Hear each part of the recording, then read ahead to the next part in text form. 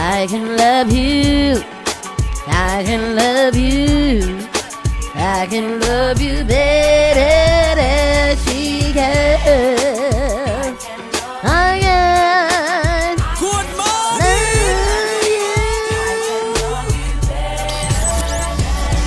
If I told you once, I told you twice. You be on the movie. That's a photo, but you're not.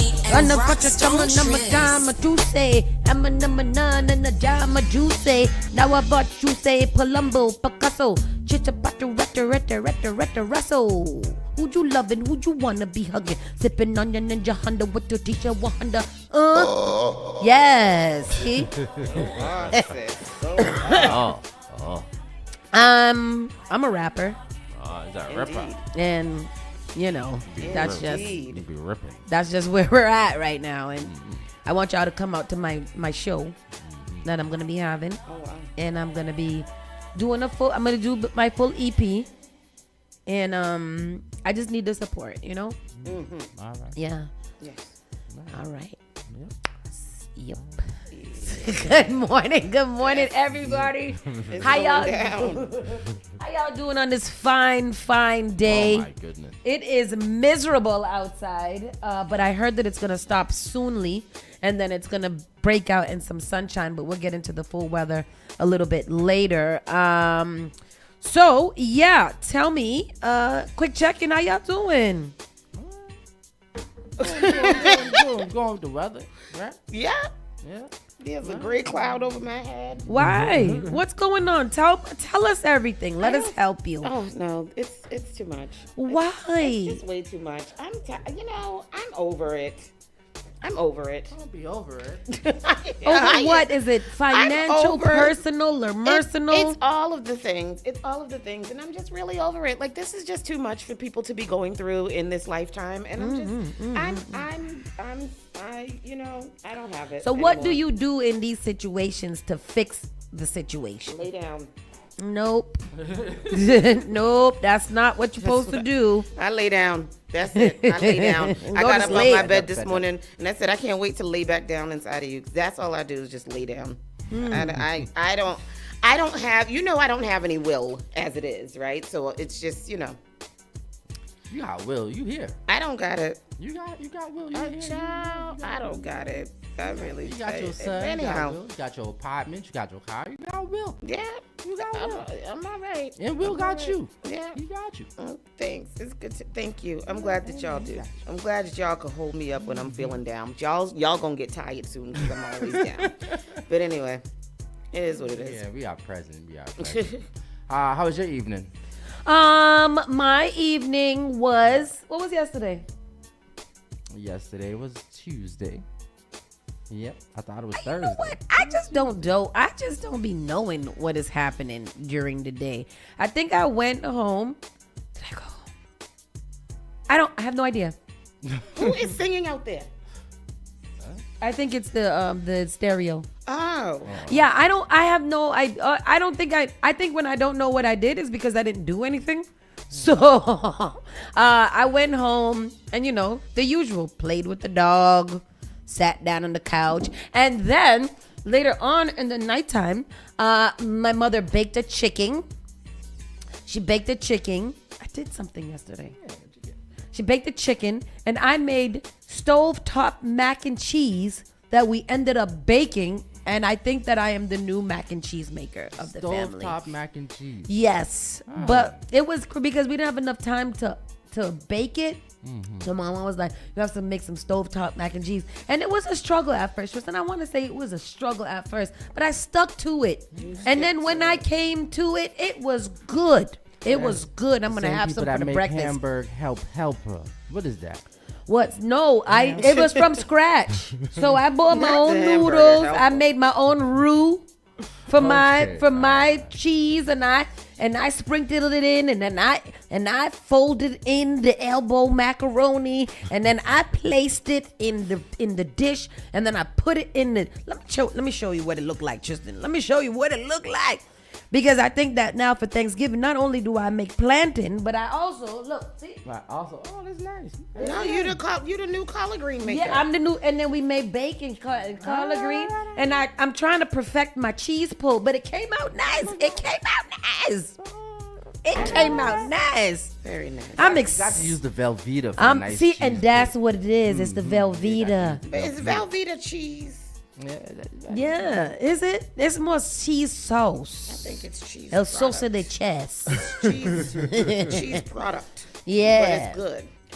Yeah, but I don't enjoy cooking. I don't enjoy cooking at all. I think that it's a lot, and I hope that I find me a husband that does enjoy cooking, so that he can do those things and I can support him in the kitchen. I'm a great sous chef. I can support him in the kitchen. I'm a great sous chef. I'll cut up everything he need. I'll put it, place it, organize it, measure it, all of that. I just don't want to do the cooking part. Not in Mecca.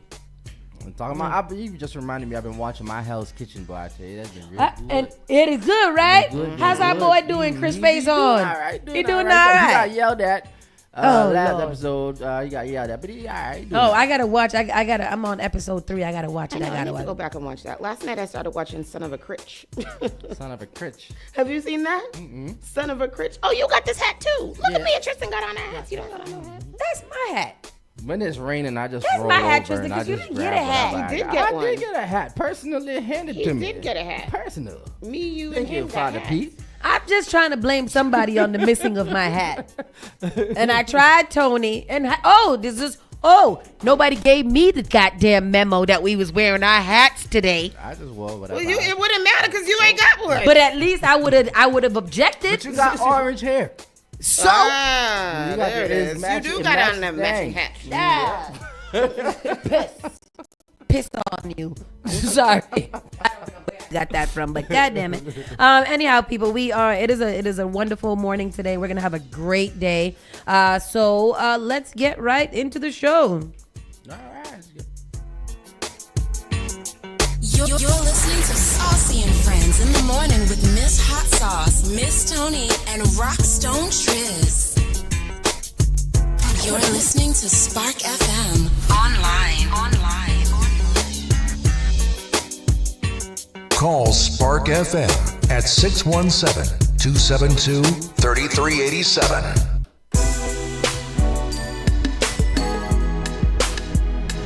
You are enjoying the miracle of radio. New England's #1 urban Caribbean music. Radio. Spark FM. Good morning.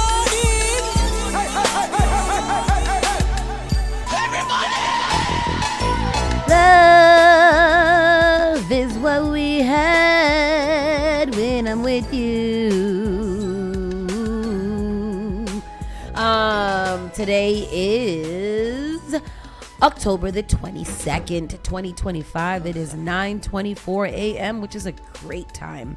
And the weather today is currently 58 degrees. Chance of light rain in the next hour, so it's starting to taper out. Oh, damn, already. It's done. Rain done. Just now it was miserable coming in here. It was very, very wet and nasty. But it will get back. It might be a couple of more little spots of rain throughout the day. Going to reach a high of 64 degrees and a low of 48. And that's what we're working with today, people. So be prepared. Either way, be prepared. Yesterday it actually turned out pretty nice. Oh, it was gorgeous. Yes, I said that. I took a nice little walk out. Oh, that's what I did. I took an extra long walk yesterday. And that was fun. But yeah, what's up? Shout out to the people at One Family Diner. Where's that? Over there on Bowdoin Street? Went over there and Are got they me some good? good breakfast. Good. Wait, because we used to go there a lot, and then they fell off hard. And I think they revamped though. They got a new outlet. Yeah, I think they got a new situation. There was something about there that I didn't like, but the last time we went, it wasn't bad. Mm-hmm. And then, yeah, it was good. You went there yesterday, I did. and it was nice. It was nice. It was bad. What did you have? have? French toast, and you had me an English breakfast tea. I love that tea. It was very nice. It was very nice, and they were very accommodating. Hospitable. Really? Yeah. Is it still owned by a Trinidadian family? Is it Trinity people them? Yeah. I have to go there. I have to go there right now. I'm leaving here. But let's get into the show. We got a lot of grounds to cover today. See what's going on. I ain't getting no show, but I was, yeah. All right. Local news. All right. I shoot it twice. Police say that a person was stabbed outside of a Boston shopping center. This is awful. One person was taken to the hospital following a stabbing outside the South Bay shopping center. According to Boston police, officers were dispatched to the area of Allstate Road on reports of a person stabbed. On the scene, officers found the victim suffering from non-life-threatening injuries. They were transported to a local hospital for further treatment. Police say that the suspect has been taken into custody, and at this time, there is no further information. I already know who did that. Who did it? Tell me. Them people. Whisper it to me. The people, them. The Walking Dead. The Walking Dead. The White Walkers. Winter is coming. Oh, I know what I did yesterday. I am hooked on the story of Hitler. On Hitler. I've been watching this documentary on Netflix, and it's called like The Rise and Fall of the Nazis.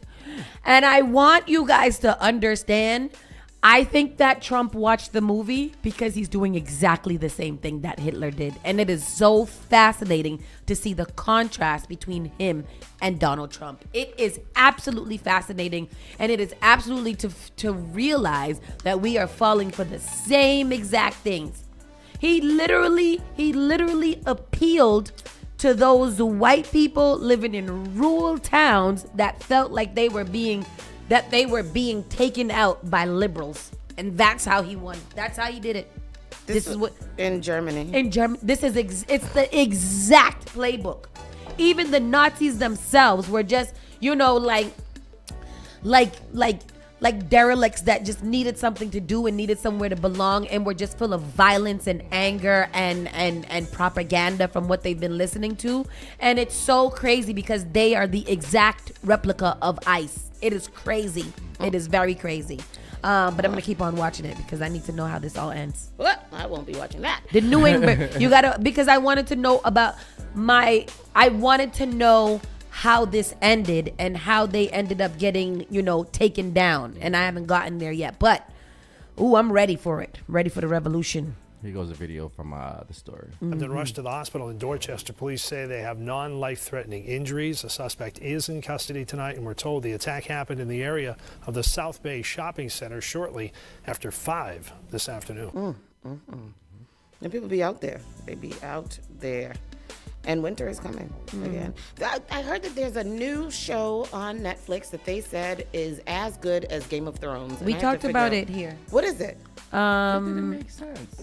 Yeah, we talked about it. It's probably one of our other shows. Game of Thrones is deep. This thing is not so deep. What is it? You know what it is? What it is? I forget. We had this whole entire conversation the other day, like Monday. It wasn't like Game of Thrones deep. Game of Thrones is like,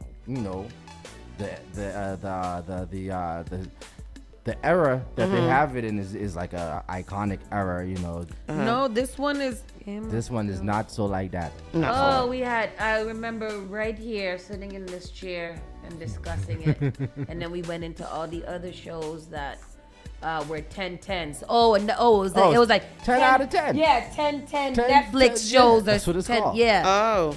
That's what it's called. 10 out of 10 or some shite. Is it? Nah. Yeah. Anyhow, what was I saying? I watched Netflix. Speaking of, sorry, I know we're going off, but there. Thank you, Mike Nice. Mike Nice said me and Tristan have on nice hats. Whatever. There's a show called Boots that's on Netflix that just came out. It's about this young boy going to boot camp, and I watched that whole thing on Monday, and it was really good, cute little show. And I started watching Son of a Critch yesterday, which is hilarious. If you need something to laugh about, watch Son of a Critch. It's really good. Next story. Tracks are not the only infrastructure the MBTA needs to worry about. What else does the MBTA need to worry about? Turlock McDonough was not getting that safe and secure feeling while walking through the pedestrian tunnel between Park Street and Downtown Crossing this morning.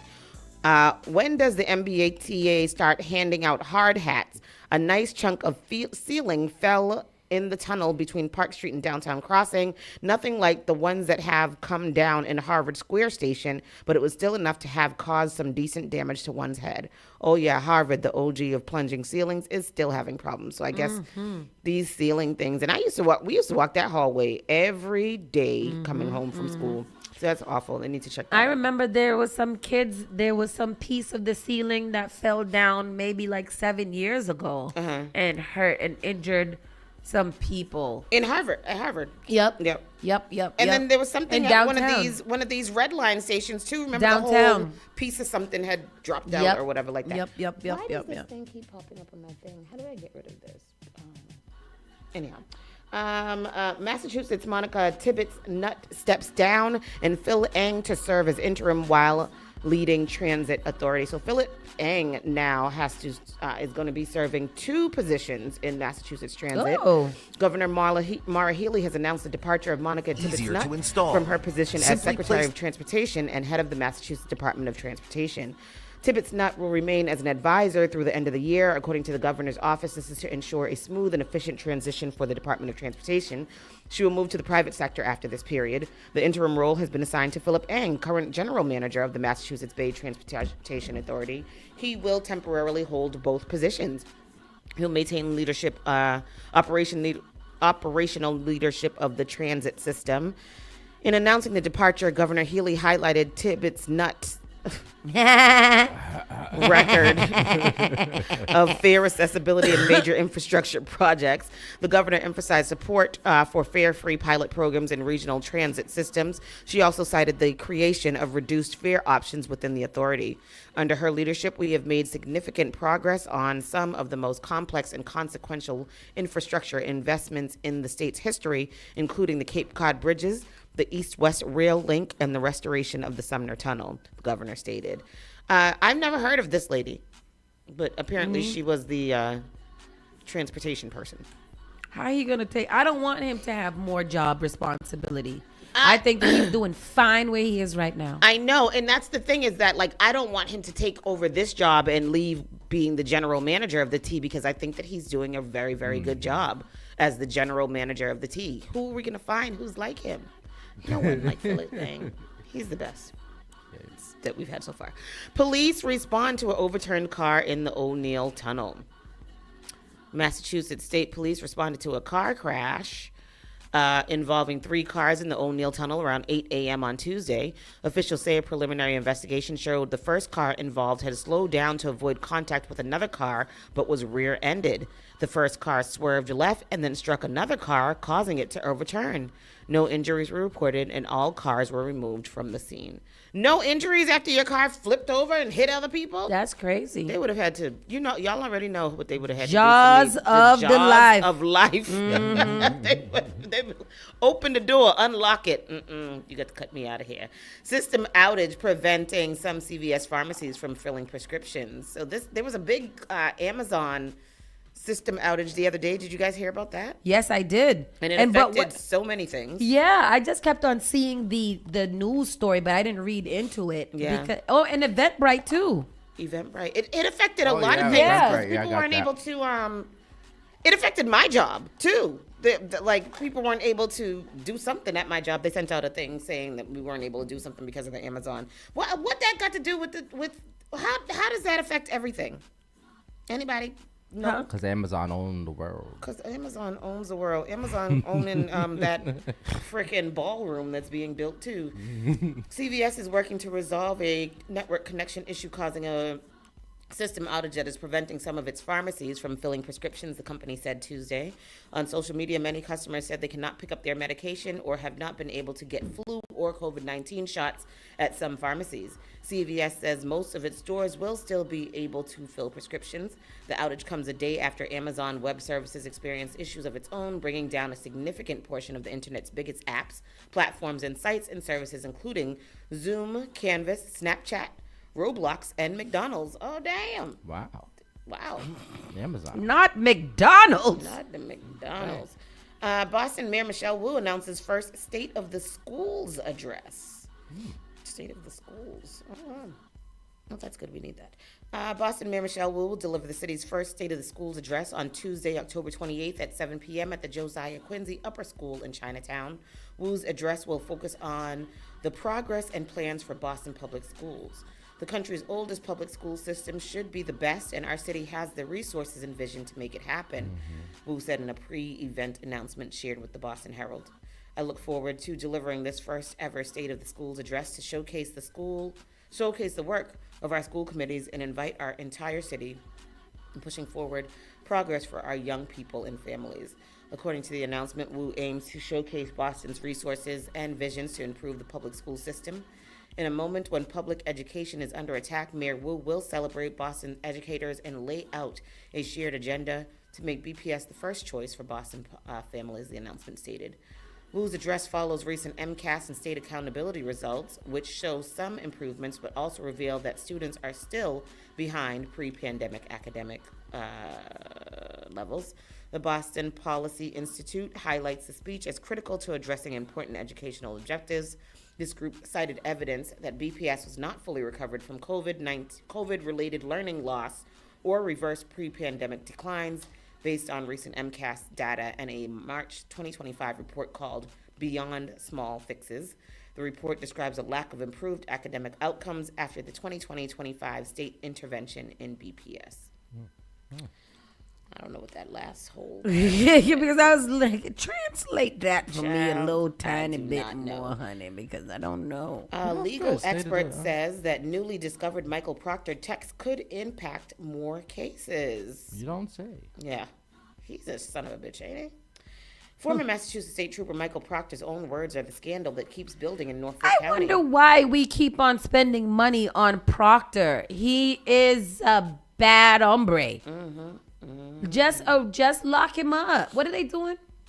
I don't know. He's getting my nerves. Ever since a federal investigation revealed that the lead investigator in the Norfolk County District Attorney's Office texted lewd and derogatory comments about Karen Reed, defense attorneys have been fighting to get that evidence to use in their own criminal cases.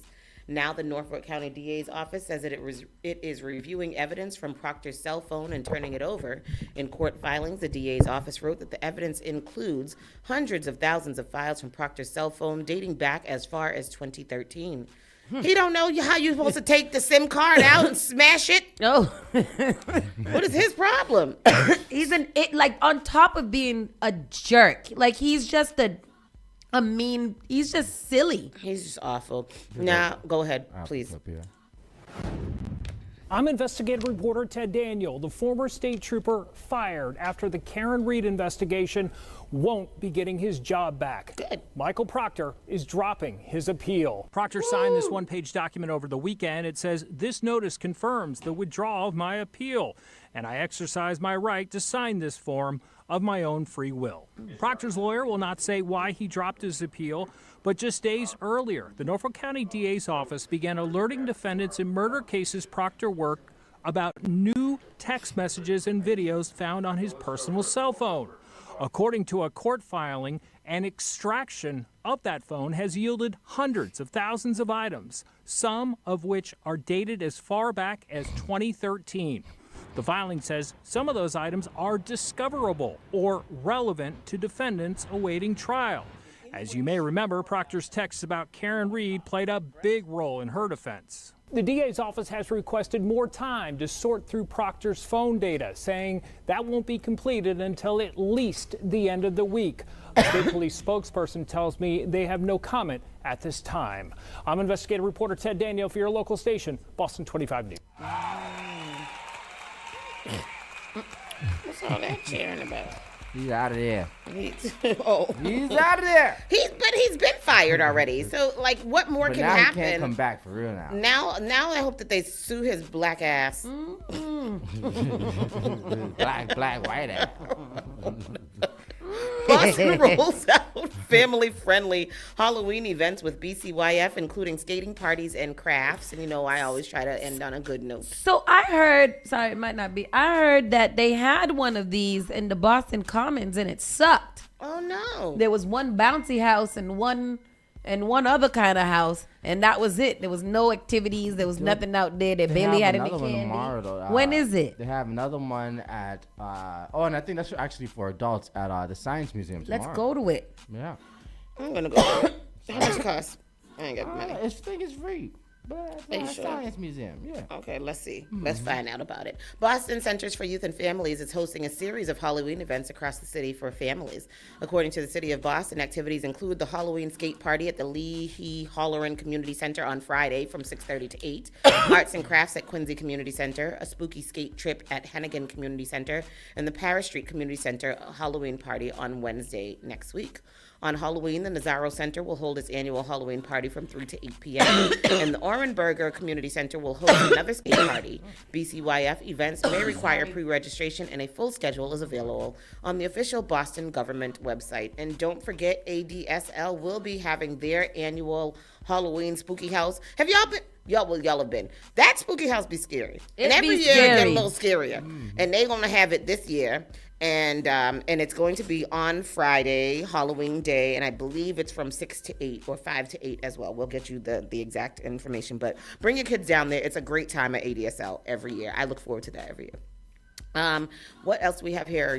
Boston is getting another women's pro baseball team. Another pro team, but now it's a baseball. Now it's a baseball. So we're gonna have a soccer, a basketball, and a baseball. Yes. Okay, Boston. So the Women's Professional League Baseball League announced today it's launching next season with 4 inaugural teams: Boston, New York, Los Angeles, and San Francisco. Can you grab the story from yesterday? That was yesterday's story.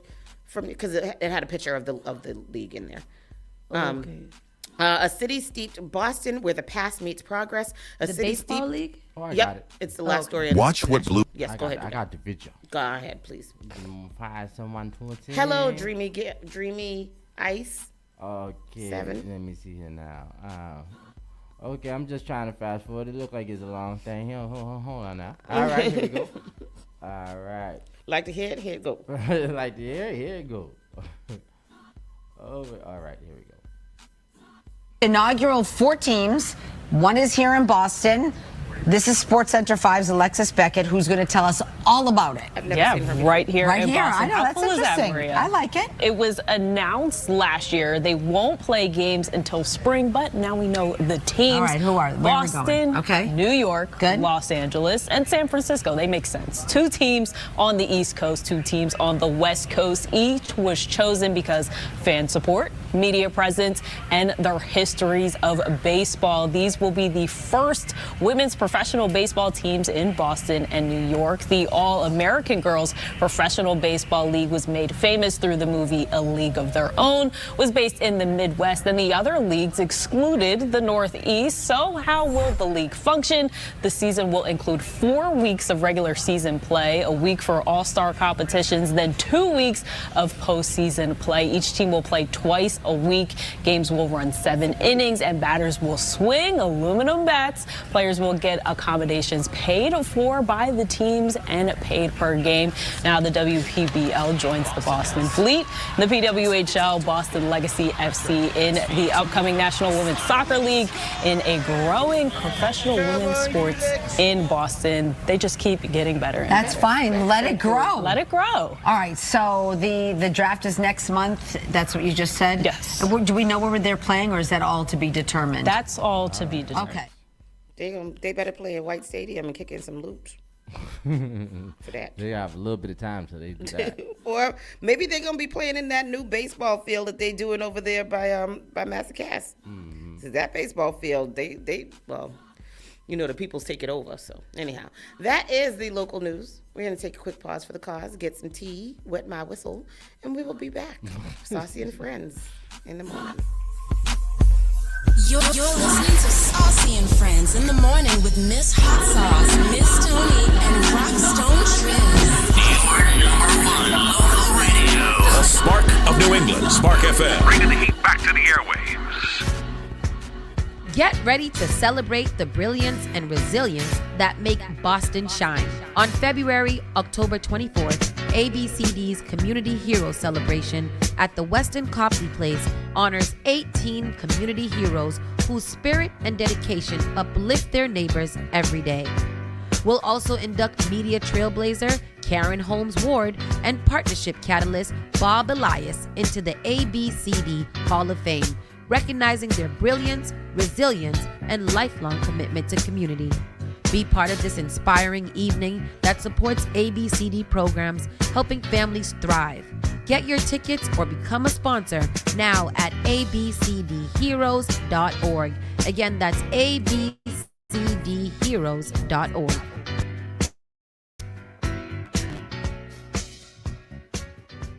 Each and every Saturday night from 6 to 9 p.m. inside the Avenue, where you bring the drinks and we bring the vibe. My name is Gary Banton alongside my co-host Big Trini, right here in SparkFMOnline.com, the number one place for soca, hip-hop, R&B, and more. Each and every Saturdays from 6 to 9 p.m. It's the Avenue. Often I hear people talking about how high their electricity bills are. Massachusetts has programs that everyday homeowners pay for, but never look into. Have you ever considered why some homes have panels and others don't? If you have Eversource, National Grid, or Unitil for electricity, you are paying for your neighbors to get panels at no cost. The charges are on the bill. Why not get someone to pay for yours? This program also helps with re-roofing, tree cutting, and electrical upgrades. If you're tired of short-term solutions for a long-term problem, connect with Bakari to find out if your home meets the requirements to upgrade at no cost out of pocket. Save the planet, future-proof your family for power outages, and save tens of thousands of dollars on an otherwise lifelong bill. Mention Spark when you call or text SPARK to 617-833-8940 to get 2 months off your power bill covered if your home gets selected. How serious is youth vaping? Irreversible lung damage serious. 1 in 10 kids vape serious, which warrants a serious conversation from a serious parental figure like yourself. Not the seriously know-it-all sports dad or the seriously smart podcaster. It requires a serious conversation that is best had by you. No, seriously, the best person to talk to your child about vaping is you. To start the conversation, visit talkaboutvaping.org. Brought to you by the American Lung Association and the Ad Council. At Rockland Trust Bank, we know that listening matters, not just to your financial goals, but taking the time to really get to know you.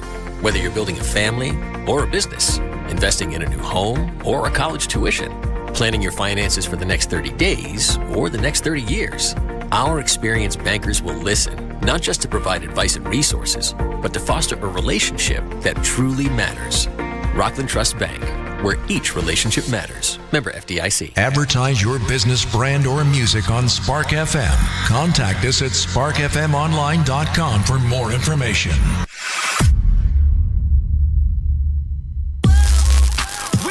Boston's new home for urban Caribbean music. Spark FM. Spark FM. Playing all your favorite hits from reggae. Spark FM. If you no mess with the way you are gonna see a million. We got the Congo long just like the Amazon. Spark FM. I know that life is not easy.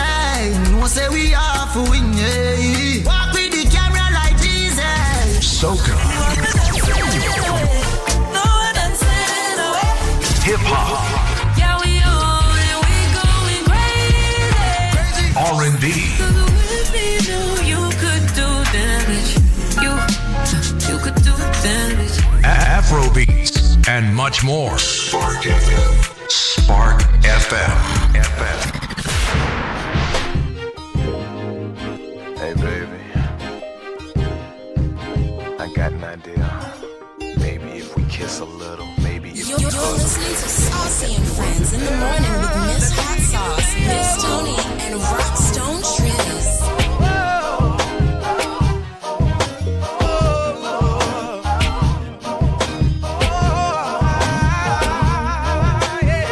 What you wanting to do is just me and you. But it's written all over your face. It's touching the crime. It's all in my mind. At the drop of a dime, I will touch you anywhere. What you want, you can have. What you need, girl, it's yours. What you want, you can have. Just open the door. Just say the word, 'cause baby, I'm down. Come on, lady.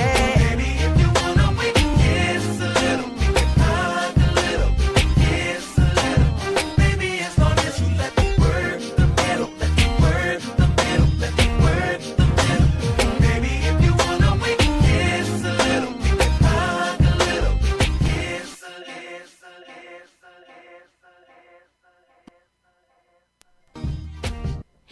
everybody. And we are back.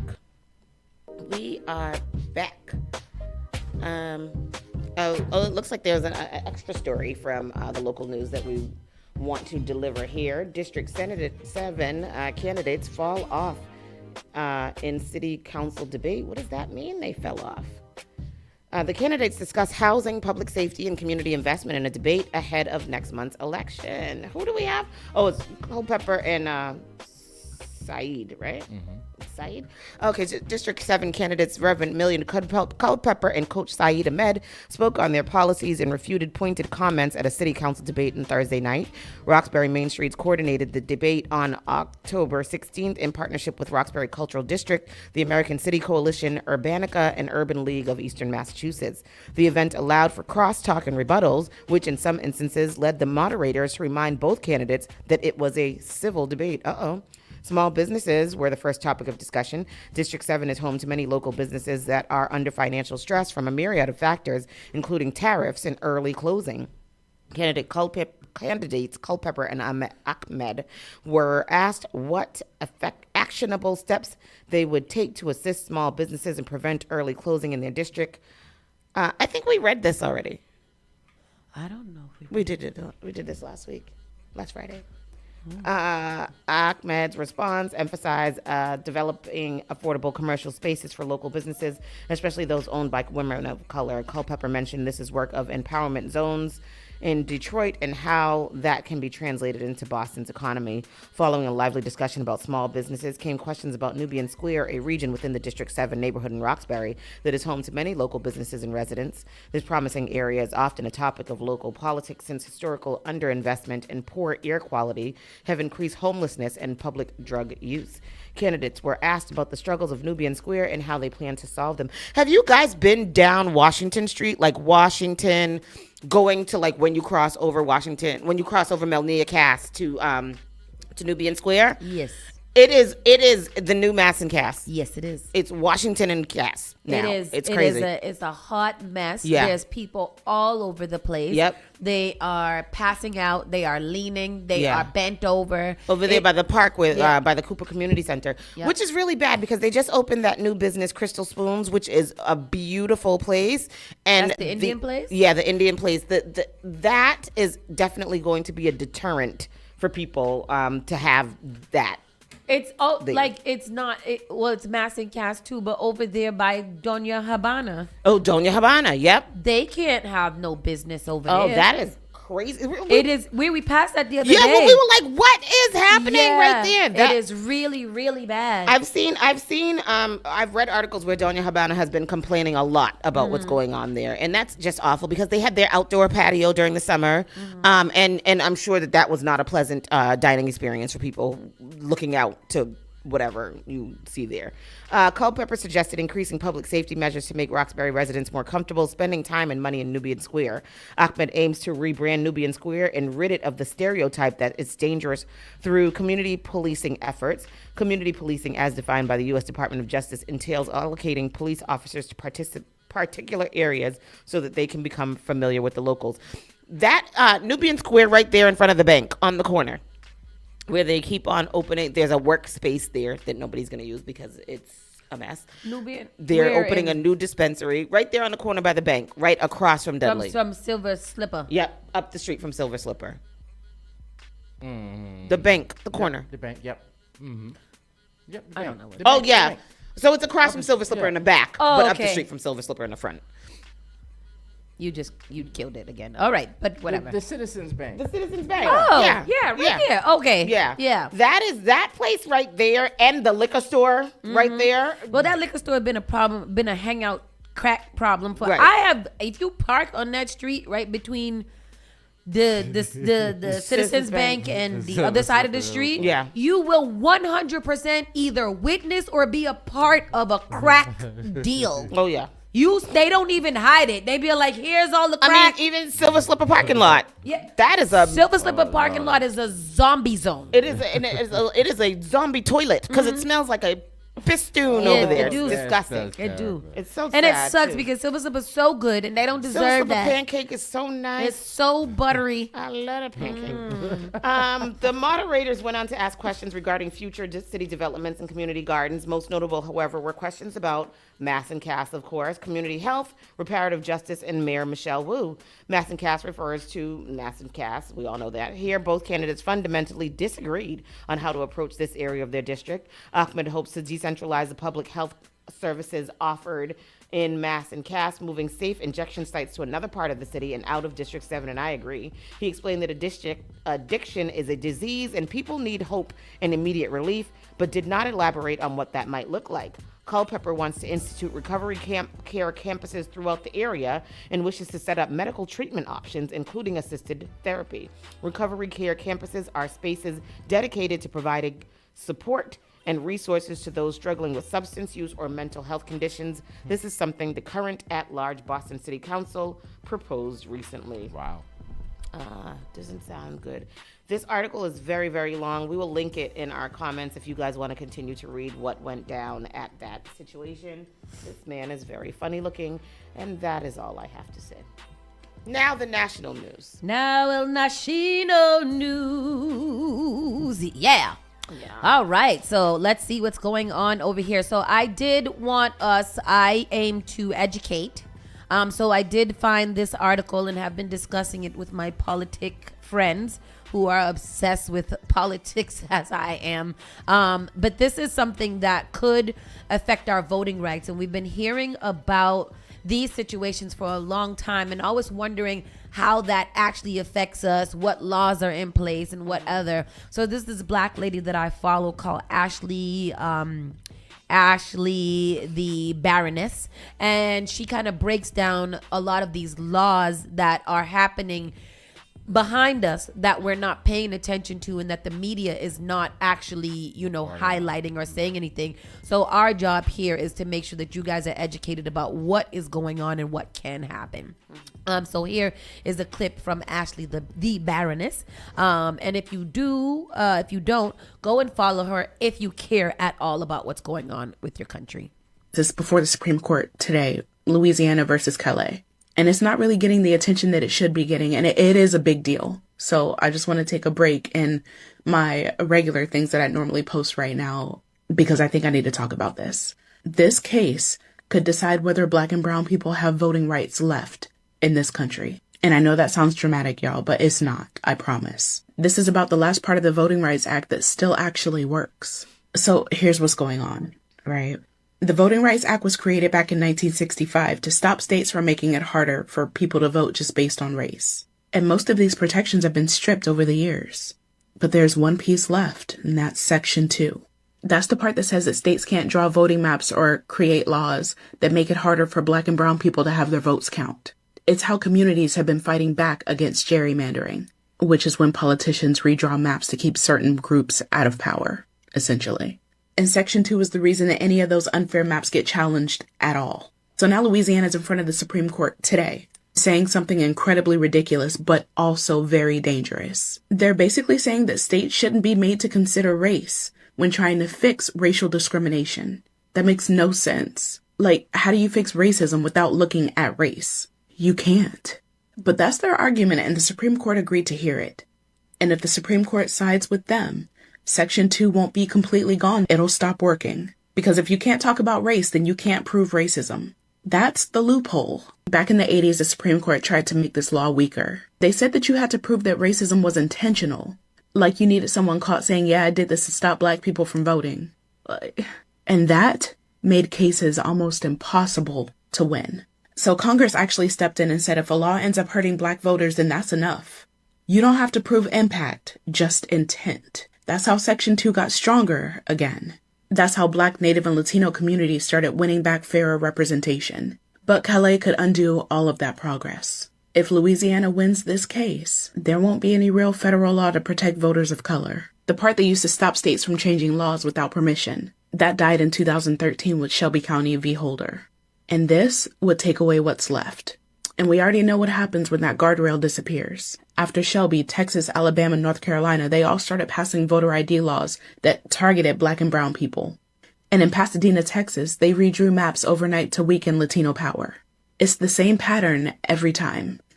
They just keep waiting until nobody's looking. So yeah, Louisiana v. Kelly isn't on every headline, but it should be. Because this case is not just about one election. It's not just about one instance. This is not just one case. It's about whether our votes, our voices, really, still matter after this election is over. So if they gut Section 2, discrimination in voting won't just get worse. It'll get harder to prove. And when something can't be proven, it can't be stopped. And that's how they win quietly. Not with violence this time, but with paperwork and silence. I'm going to put a handful of legal organizations below that are working to stop this oppression. If you can donate, please do.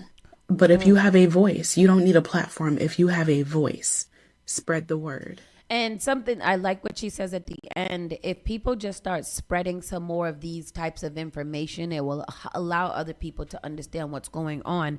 And we do know that they're going after voter rights. Donald Trump made it very clear that if the Christians just came out and voted for him and got him president, that they would never do that again. And we kind of giggled at it, we kind of laughed at it, and, you know, I can't believe he's doing it. But what they're doing is actually moving forward with everything that Project 2025 said, and they are making the black and brown vote be so diluted that it, like, up to one, it's like 1/5 of a vote of a white person in a lot of these places. So I just thought it was very important that we pay attention to all the things that's going on in this country, because it's going to affect us at some point or the other. So there is that. Any comment? Anything?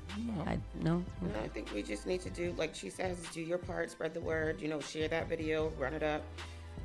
I think a lot of us are not sure what is going on, and I think that what is happening is that the fear mongering is definitely working. Come closer. I think the fear mongering is definitely working, and I think it's getting to a place where, you know, a lot of people are going to start feeling like my vote doesn't count anyway, so it doesn't matter if I vote or not.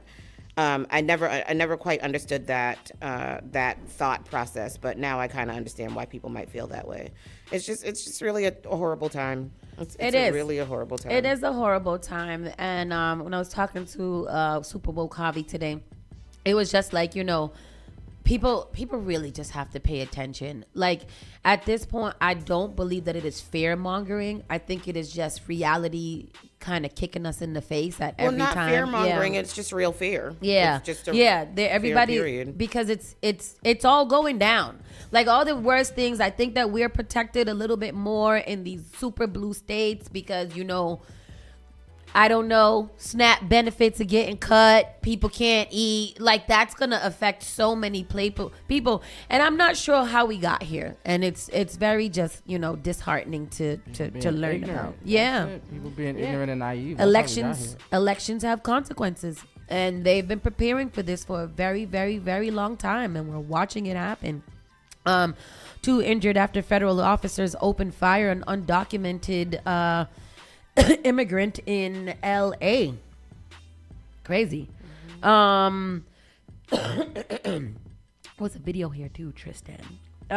Federal officers say they opened fire on a man they say was an undocumented immigrant during an ICE traffic stop in Los Angeles, injuring him and a deputy U.S. Marshal. Authorities say federal agents were conducting a targeted stop and claimed the man rammed them with his car. So then they opened fire. There's a video here. It's a 5-minute long video, so I don't know how much we'll get into it. And I don't think they show the actual thing, but go ahead, play it a little bit. With breaking news in Los Angeles, federal officers say they opened fire on an undocumented immigrant during an ICE traffic stop, injuring him and a deputy U.S. Marshal. The new video out of L.A., a man seen on the ground being treated by firefighters at the scene. Someone nearby also seen on a gurney minutes after the incident. Authorities say federal agents were conducting a targeted stop when the person they've identified as an undocumented immigrant rammed them with his car. The agents opening fire, hitting him in the elbow. That deputy U.S. Marshal also struck. Protesters gathering outside a nearby hospital now. DHS confirming both individuals are receiving medical treatment. On the other side of the country in New York City today, a show of force. Dozens of federal agents converging on lower Manhattan and conducting arrests.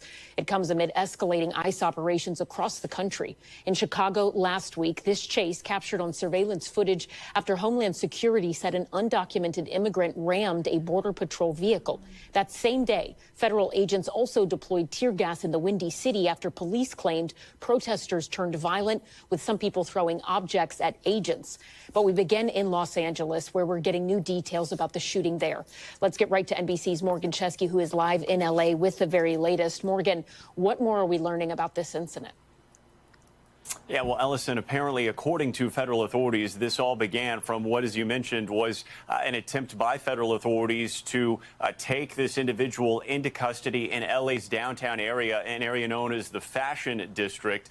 And they said that they used what they called normal procedures, normal methods to essentially corral this individual's vehicle. And it was at that point that federal authorities say the individual inside the car began trying to ram past federal authorities' vehicles, and that was essentially the catalyst, according to federal authorities, for them to fire those defensive shots in return. And it was from one of those defensive shots, according to authorities, that resulted in the hand of a deputy U.S. Marshal being struck, as well as the individual inside that vehicle being struck in the elbow as well.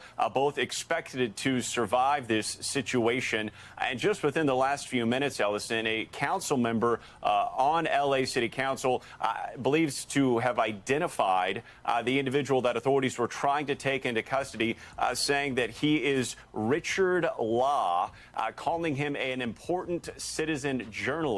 There's a photo that just went up in a post minutes ago saying that he's been reporting on the immigration operation in District 9, calling him a pillar of the community, a fearless citizen whose authentic storytelling has consistently uplifted the unheard voices of South Central Los Angeles, saying that his unfiltered portrayal of real life has fostered a loyal following both on TikTok and throughout our This city. is the guy that got shot?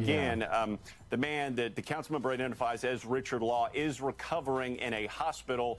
Important to note here, Ellison, that federal authorities say that they were trying to take him into custody after he had already been able to escape custody prior. We're hoping to get new details on that front. I also want to share with you a statement from DHS saying that... Wow. That's crazy. Boy, I tell you, just open firing. Don't care who you got, where you got them, how you got it. Just shoot. Figure it out later. Yeah. Shoot first, ask questions Yep. later. Boy, I tell you, you guys have gotten yourself into a whole to-do. Clusterfuck. For real. For real. Crazy. What else do we have going on here? La la la la. La la la. Police praise family for turning over suspect accused of plotting mass shooting at an Atlanta airport. They saved lives, and that's a tough call, huh? Atlanta's police chief praised the family of Billy Joe Cagle for turning him in for allegedly plotting a mass shooting at Hartsfield-Jackson Atlanta International Airport, saying they saved lives.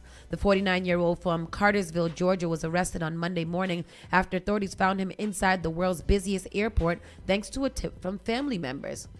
That has to be a very difficult decision, Atlanta Police Chief Darren said, told reporters on Tuesday of Cagle's family, alerting police, adding they saved their family member's life yesterday. Police said they found an AR-15 assault rifle and 27 rounds of ammunition inside Cagle's white Chevrolet pickup truck parked outside the airport. Earlier that morning, Cagle was on a FaceTime call threatening to shoot up the airport. Oh, who was he FaceTiming to say that to? I'm at the airport. I'm going to go rat-a-tat-tat, Cagle said, while driving before he abruptly hung up. Federal prosecutors said the person on the other end of the phone then alerted the Cartersville Police Department. Bartow County dispatchers were heard warning Atlanta police at the airport of the situation, in audio recording obtained by Fox News Atlanta. We had a call from our city about a male headed to the airport threatening to shoot up the airport. Atlanta Police Sergeant Tawana Jones was on the phone with Cartersville Police and Cago's family trying to figure out what he was wearing to help authorities track him down. I went on to ask, what is he wearing? And they told me he was wearing a blue polo. And I asked, was it a long sleeve polo or a short sleeve polo? And they were able to let us know that again. It was a short sleeve polo. They were talking to her yesterday on the news. I saw her. She reminded me of Athena on 911. That's who I immediately thought of when they said her name and how she was dealing with it, because that's how Athena bolts into action. That's why she's in space now. Once the description came over the shirt that he was wearing, the blue polo striped shirt, that's when I was able to identify him. Body camera footage of the arrest showed Cago wailing as he was pinned to the ground and handcuffs. He faces state charges of terroristic threats, possession of a firearm doing commission of a felony, criminal attempt to commit aggravated assault, and possession of a firearm by a convicted felon. He also faces federal charges of attempted violence at an international airport, interstate communications containing threats to injure the person or of another, and being a felon in possession of a firearm. Boy, I tell you, throw the entire book right at his face. Everybody's crazy. Everybody has lost their goddamn mind. 100% of the time. Thank God they've gotten. Right? Imagine. Right? I think that in those situations, they want to be caught, though. Because why you FaceTiming somebody and telling them what you're going to do right before you go to do it? Right. You want it to be stopped.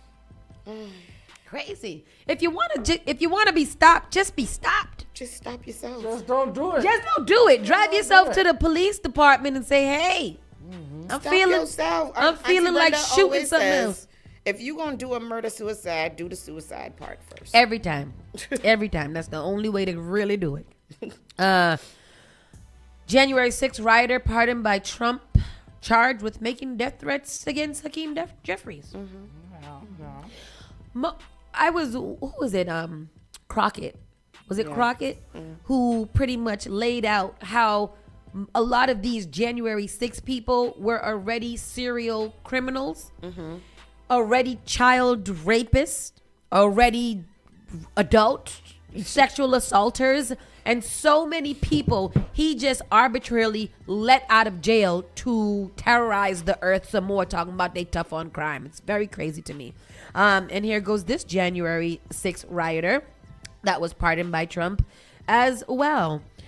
Here goes the clip that Tristan has right now. It's pretty long, so I will cut in where I can.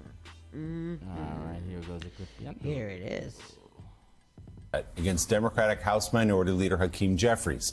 According to court documents, the FBI alerted New York State Police over the weekend that 34-year-old Christopher Moynihan allegedly sent text messages stating he planned to target Jeffries at an event in New York City, writing, quote, "I cannot allow this terrorist to live."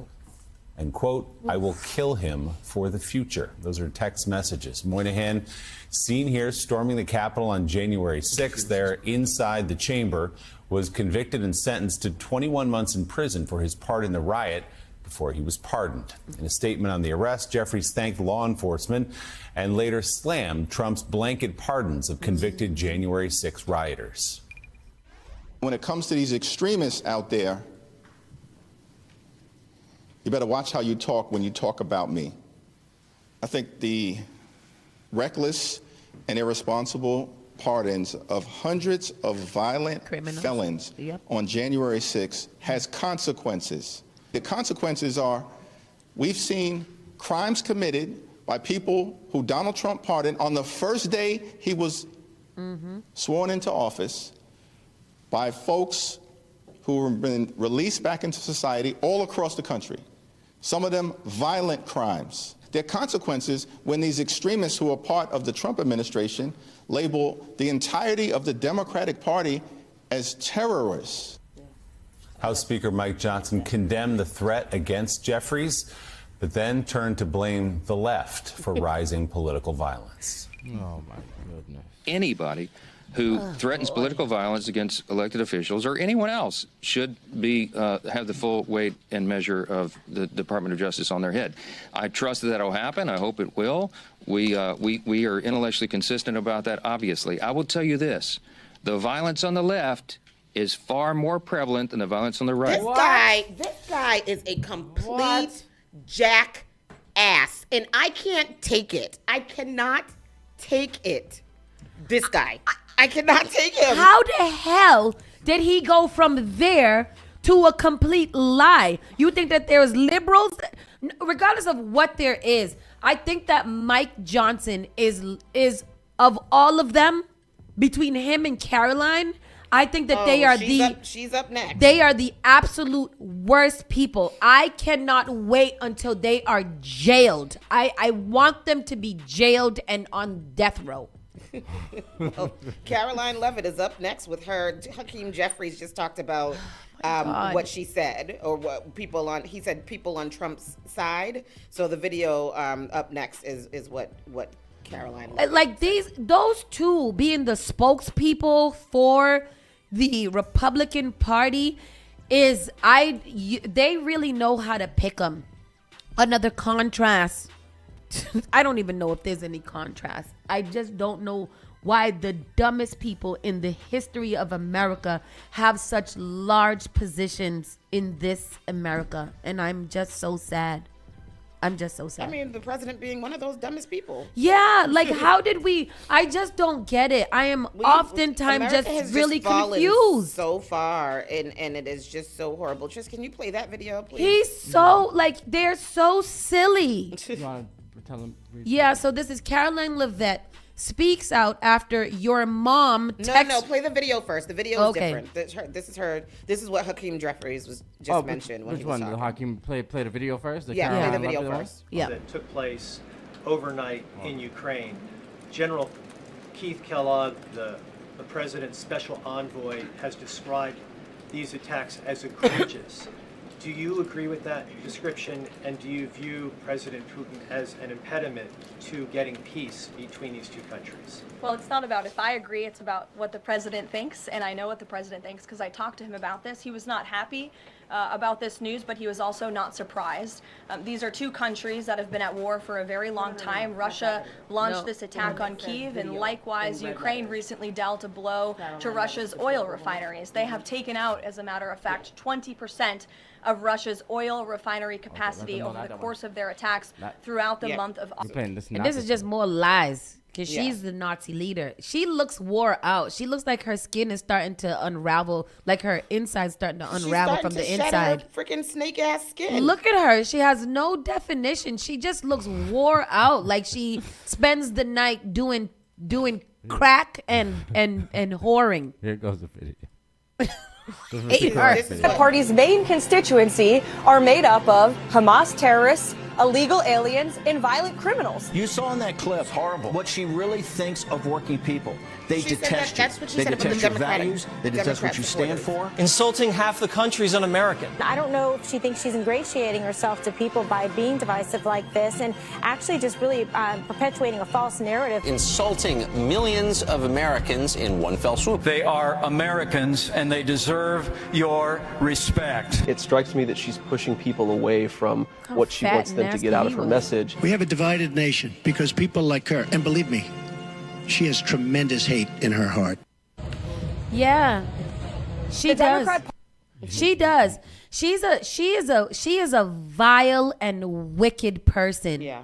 So sorry. I don't know. Read the next article. It's another Caroline Levitt. It's this is a while ago when she told a reporter about her mom or something like that. Your mama. Your mom. What? No. No. I mean, between her and the president of the United States of America. Oh, that was a while ago? It wasn't this No, week? it wasn't this. I think it was a little while ago. Okay. But between her and the president of the United States of America posting an AI video of him shitting Where on is that American video? people. Where is it? Have you seen it? No, I haven't seen it. I'm I trying heard to find about it right now. It is insane. He also recently posted a video of You gotta like him Google it, I standing in think. front of a podium, and it was like Trump 2065, Trump 2082. Like the numbers kept on going. Oh yes. And they all said that that's a joke. You know, like it's a silly joke because he's just being just so silly. Trump's so silly. Here is I don't think that is that it. Yeah, this is it. This is a video of no, that's not interesting. It's an AI video. Yeah. Trump pooping, right? Pooping. On protesters. I don't know. Like, what do you guys think about this? You know, like, I just really, for the life of me, cannot understand why there is nobody that is a Republican that is going to say, all right, enough of the stupidness and like this is ridiculous. That you yourself are making a mockery of America. You are embarrassing and it's ridiculous. And I need one of them, two of them, four of them to speak out and say this is just really not cool. In the background, this is what Trump posted in response to the No Kings protest.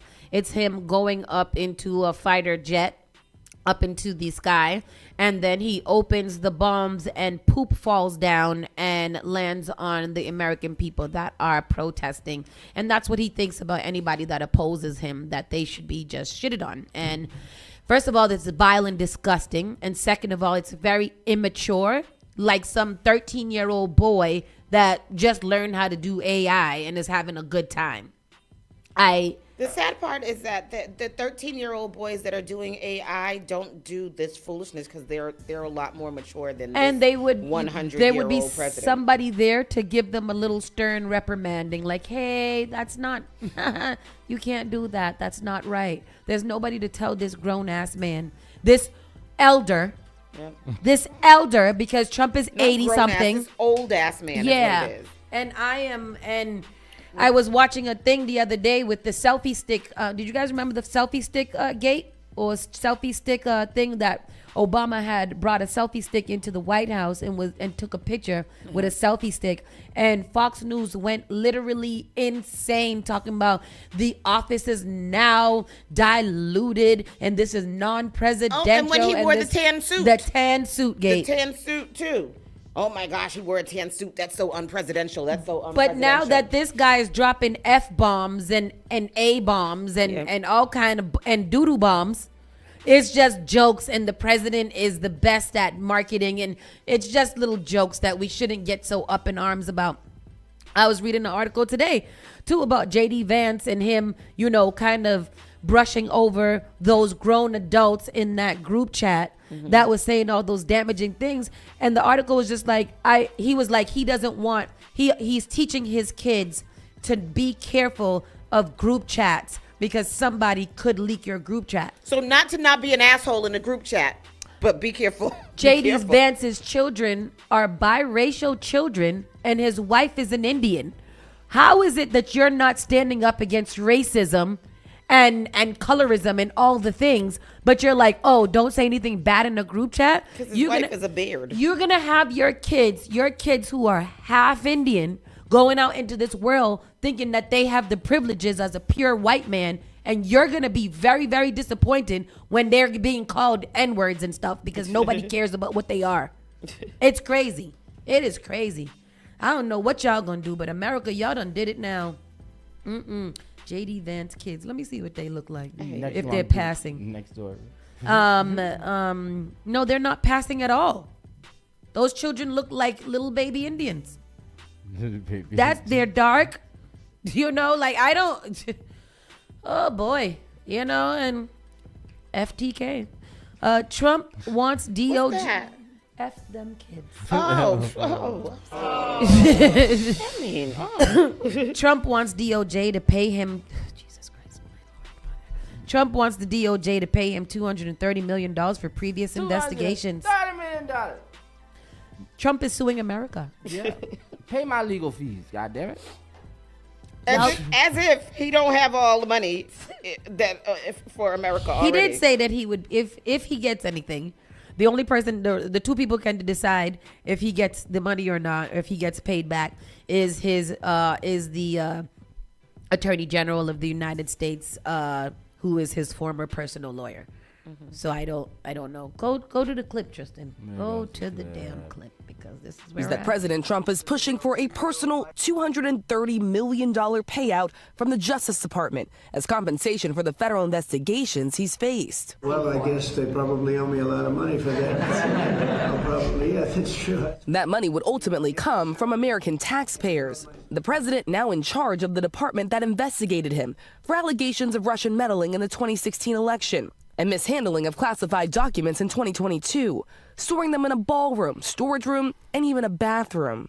The president filed 2 claims against the DOJ when he left office, claiming his privacy rights were violated. Those investigations were approved by federal judges with no evidence of malicious prosecution. If the settlement goes through, the president would personally collect nearly $250 million from American taxpayers, an unprecedented personal compensation for the nation's commander-in-chief from the very people who helped elect him into office. It's interesting because I'm the one that makes a decision, right? And, that decision would have to go across my desk. And it's awfully strange to make a decision where I'm paying myself. In other words, did you ever have one of those cases where you have to decide how much you're paying yourself in damages? But I was damaged very greatly, and any money that I would get, I would give to charity. The Justice Department officials who would likely sign off on the payment were once President Trump's own personal lawyers, Attorney General Pam Bondi and her deputy Todd Blanche. All of it raising new ethics concerns. One ethics professor telling the New York Times the ethical conflict is just so basic and fundamental, you don't need a law professor to explain it. And Democrats calling the president's demand illegal. It is definitively illegal. You can't simply transfer $230 million of taxpayer funds because Donald Trump has directed his sycophants within his administration to do just that. So we asked the Justice Department whether it would be a conflict of interest to have those top DOJ officials who once served as the president's own former personal attorneys sign off on a settlement like this. In a statement, they told us they will continue to follow the guidance of career ethics professionals. They declined to comment any further, Rebecca. I don't think it matters whether it's legal or not. Pam Bondi is going to give it to him and her deputy, who were both his personal lawyers. That's not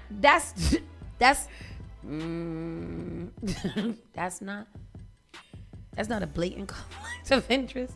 You got to sign. Says today is What an Asshole Wednesday. You get to sign the paper to determine whether you get paid or not by the American people. America first, but you're going to sue America for some shit that you actually did. You hid the boxes. Hillary got in trouble for emails, for using the computer in her office on a personal email. She didn't win because I don't know. This guy right here. I can't sip enough tea. This Kevin Federline right here. I'm not sure about that one too. That is a mess. Kevin Federline. Britney Spears. Kevin Federline. No, it's one of them senators. One of them senator people one of them redneck senator people that is a Democrat but chooses everything Republican. It's very interesting. There sometimes when dogs have a little bit of a stomach issue, they might poop a little mucus surrounded by their poop, and this is graphic for a reason. But when I was watching that video of Trump, he looked exactly like mucus-filled poop, mucus wrapped poop. It was very weird. It was just a very interesting. It looked like if his eyes are sunken in. It almost looks like he's wearing a plastic mask on his face. His eyes are sinking in. His hair is disappeared. Like he looks very, very. He looks extremely unhealthy from like the inside. Him and Caroline are probably eating each other's poop. And Mike Johnson. I don't have anything to say about these people. We might have to stop. We might have to stop talking about Trump. Y'all might have to get the news from somewhere else because we will have to get creative with news because there's too much. That is the thing, is that in looking for the news, there is no news that is not. We're gonna have to start talking about like openings or like I don't know. I don't know. It's too much. Hillary Clinton fires up voters against Trump White House ballroom construction, not his house. Former Secretary of State Hillary Clinton recently made it known she is no fan of President Donald Trump's project to construct a ballroom at the White House in an appeal to voters, telling them that 1600 Pennsylvania Ave is their house. It's not his house. It's your house, and he's destroying it. The social media post included a screenshot of the Washington Post report. White House begins demolishing East Wing facade to build Trump's ballroom, accompanied by a photo of a demolition crew. President Trump is working 24/7 to make America great again, including his historical beautification of the White House at no taxpayer expense. White House spokesperson David Ingle told Fox News Digital when asked about Clinton's post and other Democrats criticizing the ballroom construction. These long-needed upgrades will benefit generations of future presidents and American visitors to the People's House. Trump announced Monday the construction had begun on the ballroom following months of the president floating the plans project to modernize the White House. The project does not cost taxpayers and is privately funded, the White House reported. I am pleased to announce that the ground blah, blah, blah. For more than 150 years, every president has dreamt about having a ballroom at the White House. Where did he pull that statistic from? Right out of his anus. Costing taxpayers $0. Thank you, President Trump. Yet Hillary Clinton is making a big issue out of it. She posted on X saying, it's not your house, it's not his house, rather, taking aim at Donald Trump, saying it's your house and he's destroying it. Now, CJ, I don't think adding a privately funded $200 million ballroom to the White House is what I would call destroying it. What are your thoughts?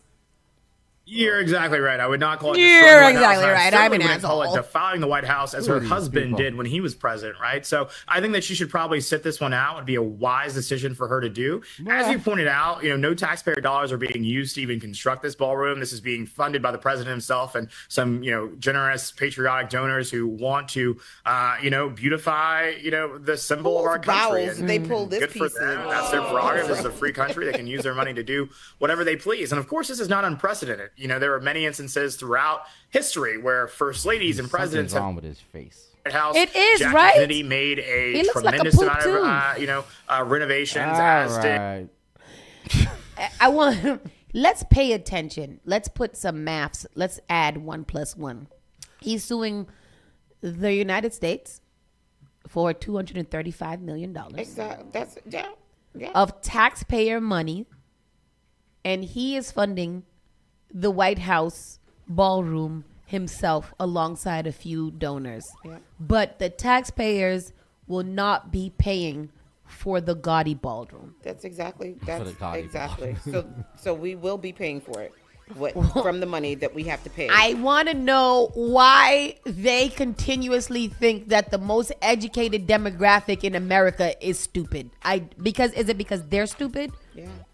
I'm gonna sue America for $235, and then I'm a builder, but they should be happy because I'm building them a $235 million ballroom.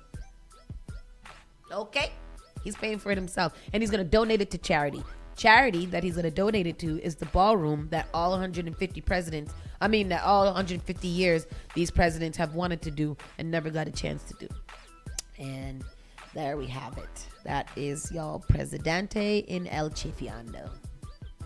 And y'all didn't want the black lady because she locked up 13 black men for crimes. Trump receives Architect of Peace Award from the Nixon Foundation. And we're going to go to commercial break and come back with the entertainment news, because what y'all not going to do is do this. Nope, not today. We'll be right back. Spark FM Online, #1 for urban and Caribbean music. You're listening to Saucy and Friends in the morning with Miss Hot Sauce, Miss Tony, and Rockstone Triz. Your #1 local radio. The Spark of New England. Spark FM. Bringing the heat back to the airwaves. Get ready to celebrate the brilliance and resilience that make Boston shine. On October 24th, ABCD's Community Hero Celebration at the Westin Copley Place honors 18 community heroes whose spirit and dedication uplift their neighbors every day. We'll also induct media trailblazer Karen Holmes Ward and partnership catalyst Bob Elias into the ABCD Hall of Fame, recognizing their brilliance, resilience, and lifelong commitment to community. Be part of this inspiring evening that supports ABCD programs, helping families thrive. Get your tickets or become a sponsor now at abcdheroes.org. Again, that's abcdheroes.org.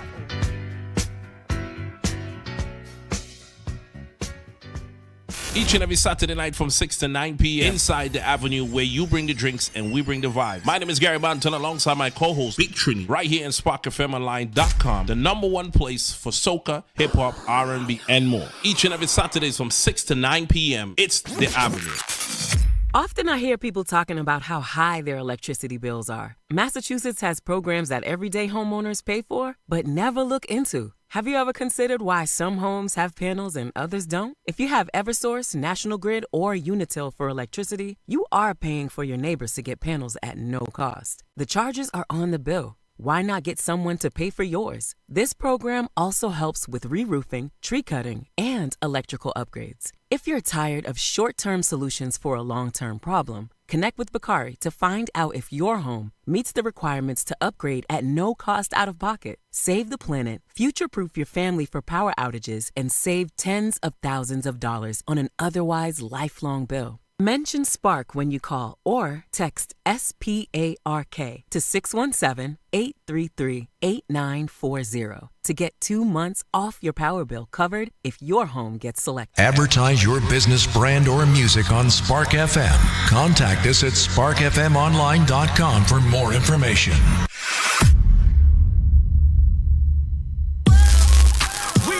Boston's new home for urban Caribbean music. Spark FM. Spark FM. Playing all your favorite hits from reggae. Spark FM. If you no mess with the way you are gonna see a million. We got to go long just like the Amazon. Spark FM. I know that life is not easy. No say we are for win. Walk with the camera like Jesus. Soca. Hip hop. Yeah, we on and we going crazy. R&B. You could do damage. You could do damage. Afrobeats and much more. Spark FM. Spark FM.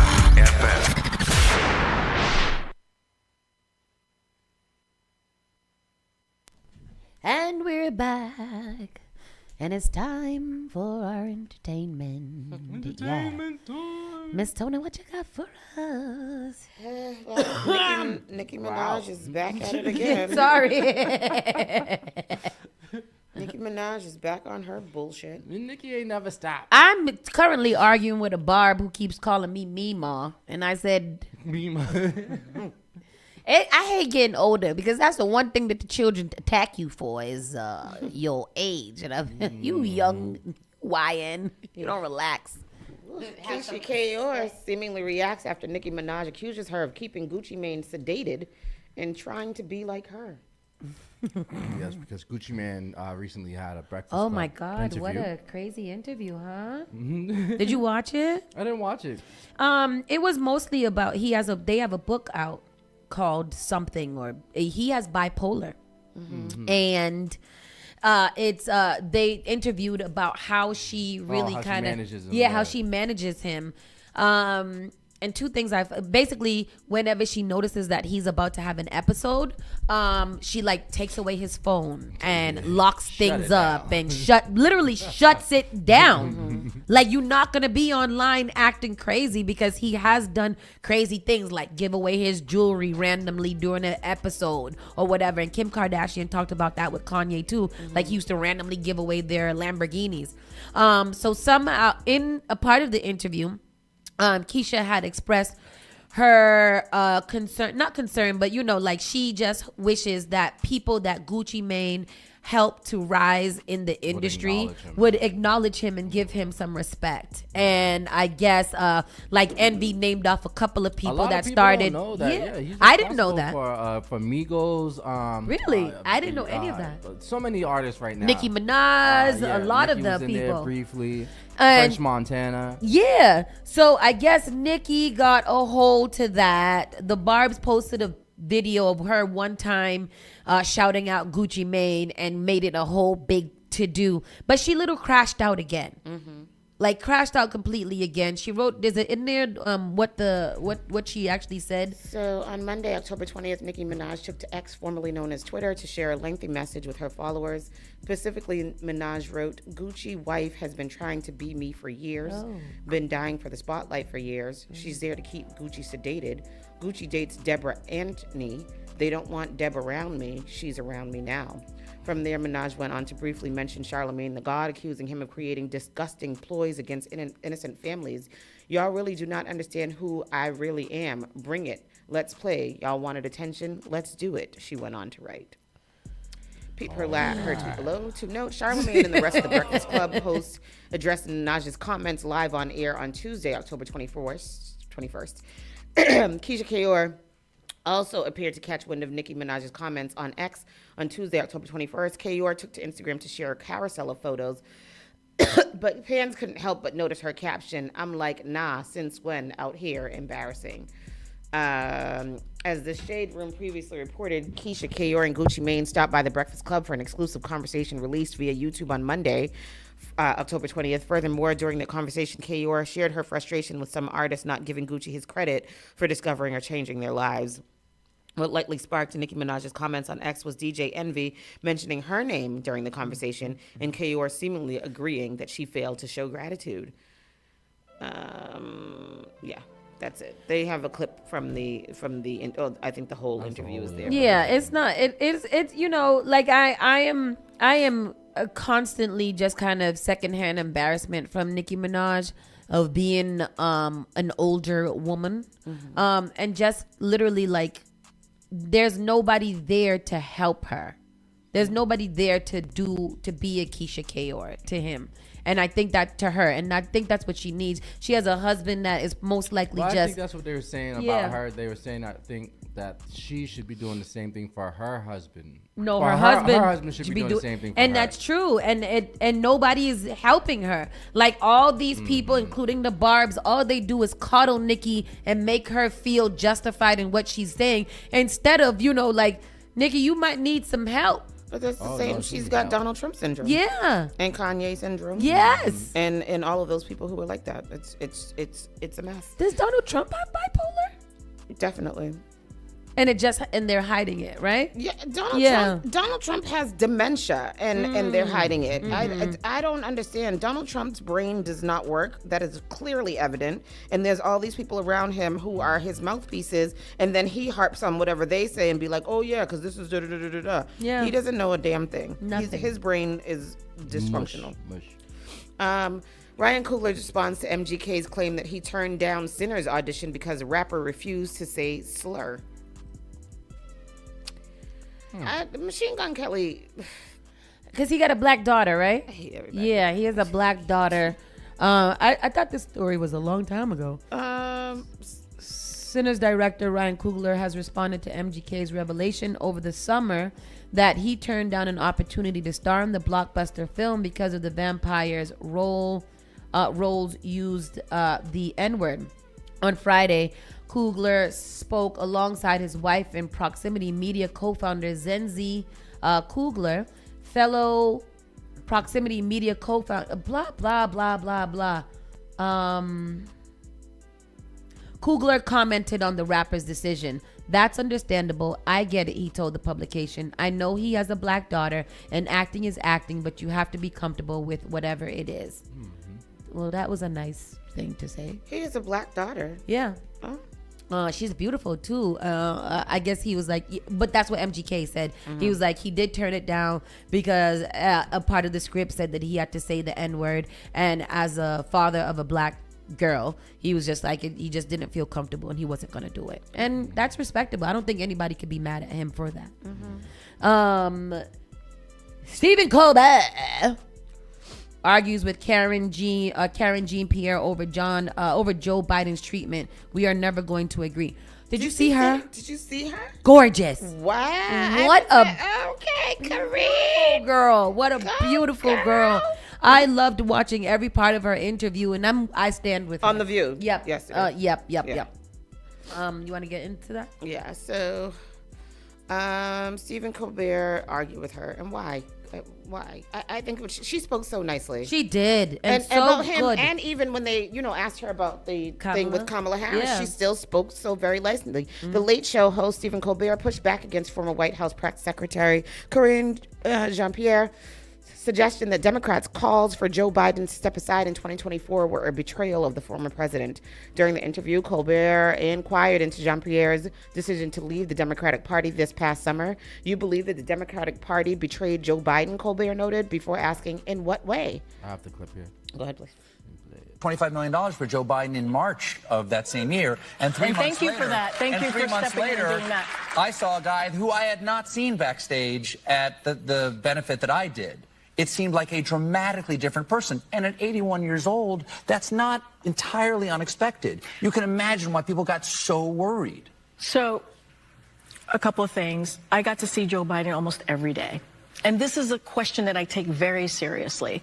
No one has ever said he hasn't aged. No one ever said that. He would make jokes about it. He would acknowledge it. And he would say, yes, I know I don't speak this as well as I used to. I don't walk as well as I used to.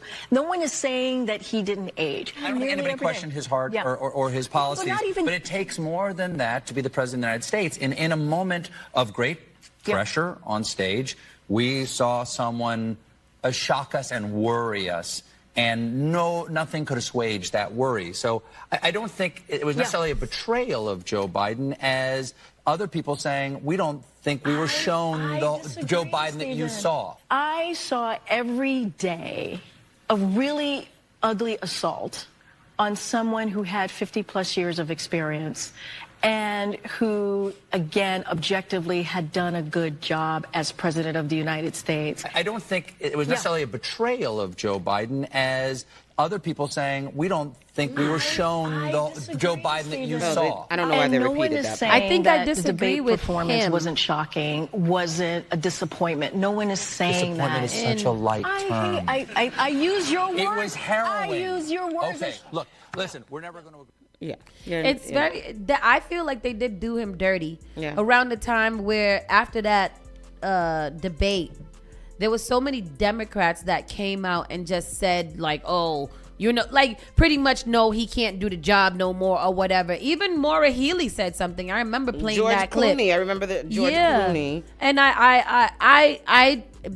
I feel like they should have had more of an internal conversation about that and made one statement instead of all these Democrats going out and saying whatever they can.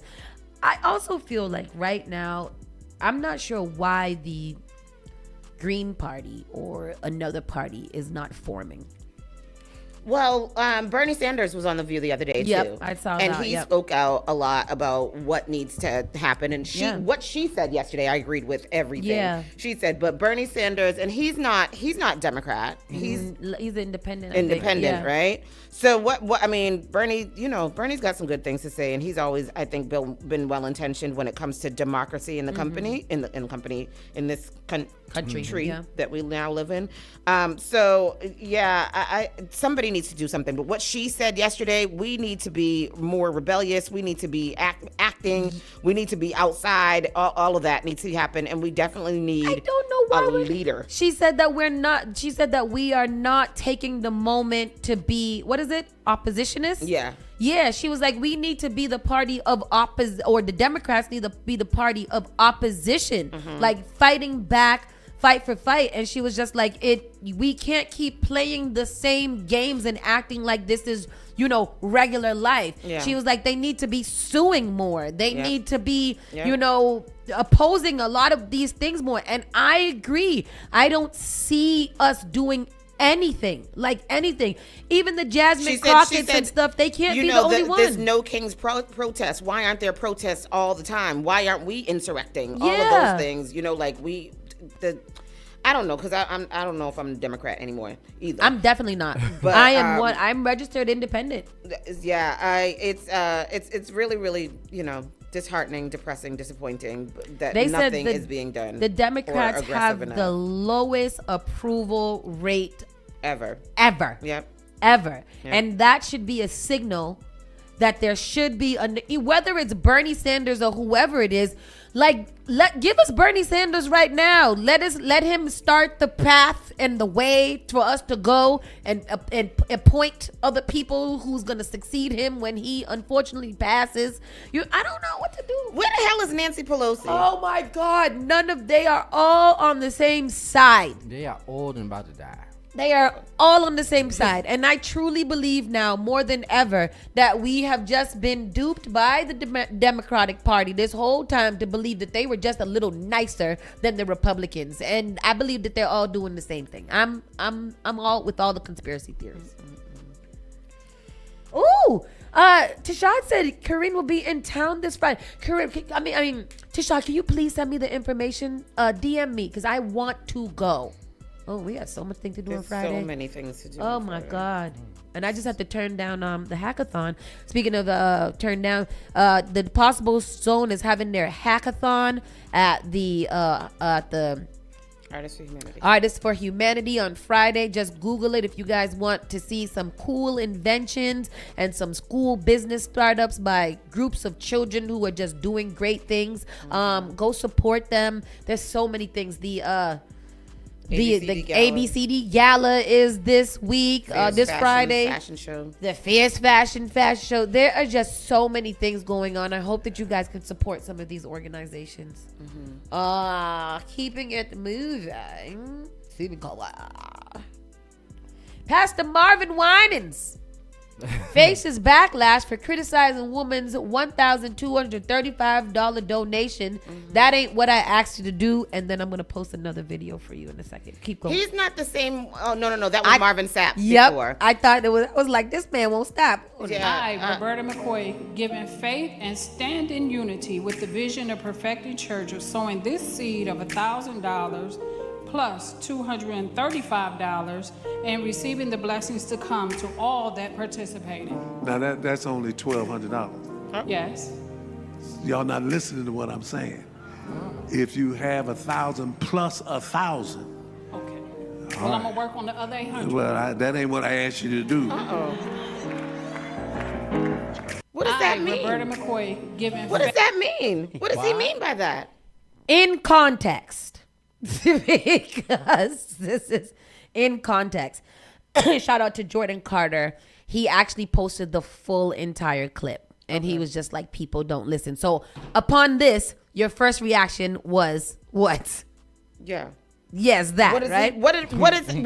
So basically, I don't understand why he had different callings for the offerings. And prior to them walking up and standing in line for the offerings, he had said, the first offering would be for those who have 1,000 plus 1,000. Okay. The next set of people would be for those who have 1,000 plus a little bit more, not the full 1,000. Oh, so she came up at the wrong time? She came up at the wrong time of the offerings being given out or being sent to it. Okay. So he was just like, he said, in order for this to work, we have to go in order for it to work. Okay. So she came up at the wrong time. So he was basically telling her, thank you, but you can't be coming. This is not how it works. So you got to wait your turn. Just say if you got 2,000. Because he explained all of that. He literally explained all of that before they started going up there to give their offering. But he said 1,000 plus 1,000. 1,000 plus 1,000. Yes. So that's who he was calling at that time. At that time, regardless of whether it's 2,000, 1,000 plus 1,000, whatever, it still add up to 2,000. That's not the point. Why are they giving so much? That's a lot. This is what people. This is how these mega churches get their money. Is these offerings? They take the offerings. They ask their constituents or their, what are they called? Patrons. It's something with a C. Parishioners. Congregation. Yeah. They ask their congregation for these things, for certain things, maybe the roofing or the siding or the building or For the the air building conditioner. fund, for the building fund. For the building fund. The roof And, fund. and because these people are so loyal to their, to making sure that they are following the direction of the Lord, they do these kind of things. And unfortunately, we keep getting them little clips that go viral. Bro, we out gonna of have church in context. here What? this Sunday. All right, we gonna We should build our start renting this out congregation. for a church anyhow. Y'all know any churches that need a little beautification? And need a good young people church Yeah. that need a place to congregate. But our young people ain't got no money. We need people with. If you got money, if you If got you- 1,000 plus 1,000 for the building fund. And if you lock the doors till you pay your 1,000 We plus need new 1,000. rows. We need new rows. I'm glad that was in the stories because I was watching Jordan's story and I said, oh, Yeah. And he was like, it kind of sucks that people don't. And I was like, to be honest, Jordan, people don't have time or neither do they care to dig further into a clip that they found. And that's just unfortunate, you know? Thank you, Schneider, for explaining it so Tristan can understand. That's like a wedding banquet. The MC asks for table 5 plus 5 to line up, and table 7 gets called out for taking all the lamb chops. Exactly, Schneider. Exactly. And it mean, Schneider, I just want you to know, it's me. It be me at table 7. Always her, no matter what table they called. I don't This give would a be up there. Damn, that is every number is my table. I'm going to go and get my food. Danielle will start the buffet. I And tell don't you. let me walk in. Don't let me walk in while the buffet just opened because I'm not even putting down my coat. I am going to the buffet. Yep. Get me my dinner first because not y'all ain't going to have me sitting in the back. Is not lying. She is telling Hungry. the absolute truth. And after y'all all eat, I'm going to get a plate for my baby. The depth of Snoop Dogg's infamous smoking habit exposed. California rapper smokes 150 joints every day. Oh, please. We talked about this before, right? We talked about this when we were talking about his Yeah, professional. Isn't this an update, though? Wasn't he smoking less It was just before? one day ago. The rapper 54 has been open about his affinity towards smoking marijuana and has segued his notorious habit into a cookbook and founded his own cannabis brand. While fans may be aware of Snoop's smoking, some may be stunned to learn just how much the Drop It Like It's Hot rapper consumes daily. As his professional roller once claimed, he smokes up to 150 joints a day. In 2022, the professional roller Renegade Piranha estimated since she was hired in 2016, Snoop has smoked around 50,000 of her handcrafted joints. Wow. She claimed the roll about a half a pound a day, which is 75 to 150 joints. Is that what that is? That girl must not have no more spit. Despite Maybe she don't use spit. Maybe she use a little sponge that she dip her fingers down. This is my other thing. Why are we? Let's talk about this. Not about how many rolls, but Tristan. How many? Is the joint better when you roll it yourself? Because I notice a lot of you guys walk with your full contraption. It be a tray, a grinder, the Fonto, everything in a nicely packed bag. And every time they roll, they got to take out this whole thing and a Tristan scissors. got a nice kit that he got from the Yama market. And a scissors, all kind of stuff. Because these YNs nowadays put too much grabber in their spliff and want to smoke these hard spliff. Nah, I'm gonna roll my blunt. Put me a little bit of grabber in there, and I roll my spliff, and that's the way that. you want it to be Yes. rolled. Keep Is that grabber better. is what? Tobacco. Tobacco. Oh, yeah. Yeah, a little edge. Fonto in there. Like Corey, he walk with his little bag. He got a tray in there, and then he got his little paper, and he got this, and he got that, and he sit down with his scissors and he chop it up nicely and finely. He zhuzh it around, roll it all nice, twist it up, pat. It's very interesting. It's very, very interesting. Despite his brand largely being built off his smoking habit, Snoop pushed back on Piranha's claim in a video posted to social media in which he told her to stop lying as he showed off a pile of smoke joints and remarked, "How the F am I going to smoke all the weed in one day?" He said. While Snoop has famously employed professional rollers, the rapper can still handle his own. Radio host, blah, blah, blah. How do you become a professional roller? I'm going to have to. Is there a class? No. I'd like to take a class. I've tried to roll so many times. I think I can roll one. I could roll a smokable one, but it won't be fancy. You know, it will be together. Oh, no, I will not. It will be nice. It won't be together. It won't be together. It's all about that first roll that you got to get there. Once you get that first roll, you can do it. What is that? In the flick of the wrist? It's the flick of the thumb. You got to really flirp, and really get it. You got to lick it in the right place. And all. It's just too much. Just roll it for me, please. Oh, wow. And I have it. I have that. Yeah, man. But that's cool. That's a cool job. It is. Nia Long participated in the backup dancer challenge. And I've been wanting to do this for a long time. I want to do it with Spark Help. Did you see the video of the girl who did it with the dog? And he's back there like, no, just dancing. So cute. Who are you gonna do it? Nowhere. You got to threaten him with something. No, I want to do it, mommy. It's so you should do it. And he loves to dance so much, though. Who? Noah. He will, but not when you want him to dance, though. Only when he wants to. Well, it might be funnier if he has an attitude and has to do the make him do. Tell me what you want. Is that video here? No, it's not. Oh, I think so. Yes, at the bottom, the shade room. Oh no, there's no video. No. What's the backup challenge? What's that? I never knew love like. So you threaten somebody that if they be your backup dancer, that you will give them something that they want. So these kids, husbands, animals, babies, all kinds of stuff in the background dancing, and it's the funniest thing. It's Here so is cute. one right here. I love it. Can Farad and I jump on this trend? Let's go. Please hold. I think it's at the bottom, the little X. Hungry. Sites can play sites. No, go to the thing. You got to scroll down a little bit, and then you'll find it. Yeah. Go up. Where is it? Come out of that. I don't know. It's gone. It's gone. Hold on. This? Yes. I see it. Oh, that's. I see it, but I can't hear nothing. This is not a. This one is a sweet one and beautiful, but this is not. Is that me alone? No. No.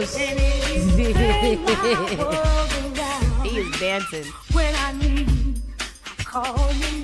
This is a cute one, but it's not it's not how it works so much. This one is just a cute little one. Yeah, do that one. Click that button there. And then go into it. And everybody should do this. We got to start making y'all do challenges for real. I don't know. It's not there. That sucks. But anyhow, go do it. And then when Tony does it, then she'll do it. She's going to do it with my mom. And then we're going to post it here for y'all. And with that said, that's it for today, folks. All right. It is Wednesday, and it's going to be a wonderful day. The rain has stopped. The sun is shining, and you guys are beautiful. Be blessed, not stressed, and may the good Lord keep you safe. All right. Amen. Real good. Amen. Amen. Hallelujah. 1,000 plus 1,000.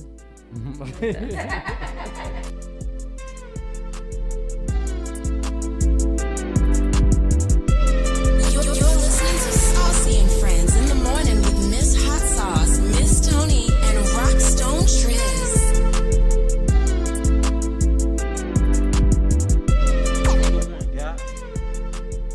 Word up. Look out for the cops, though.